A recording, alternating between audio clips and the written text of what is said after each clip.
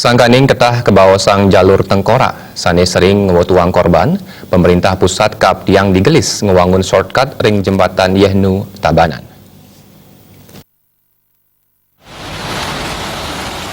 Wawidangan jalan jalur Denpasar Gilimanuk Pamekasan ring jembatan Yehnu pindah ke margi sane sering ngewutuang korban mawinan kebawasang jalur Tengkorak.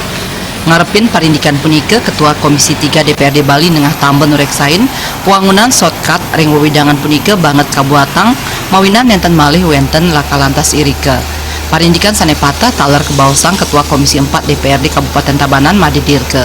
Ipun maosang yening manggihin pikobet ring pembebasan lahan tanah duen kramel preside katumba saantuk pengar ke pasar mawinan nenten ngemocolang kramel sanen wenang tanah.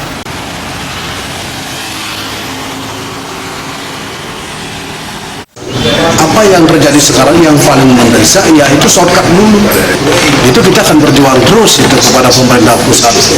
Dalam hal ini mungkin tahun ini yang diprioritaskan itu adalah yang shortcut yang di Singaraja dulu, ya shortcut yang di Candi Kuning 34 itu ya. Nah, karena itu pembiayaan pendampingan sudah disediakan oleh pemerintah Provinsi Bali. Jalan terutama infrastruktur sangat mendesak, tidak saja shortcut ya.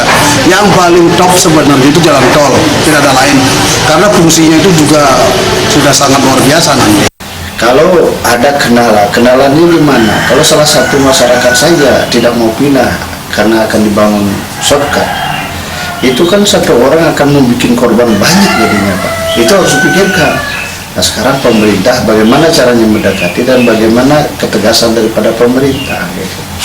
Ada solusinya mestinya, tidak mungkin tidak ada solusinya.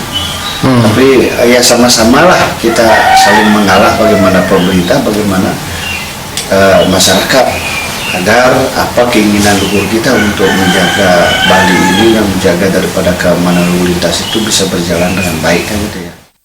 Ngarepin kuentenan laka lantas ring wawidangan irike, pemerintah kaaptiang sayan akeh nagingin lampu penerangan wiadin pembatas ring jembatan Yehnu. Terima kasih Bali TV.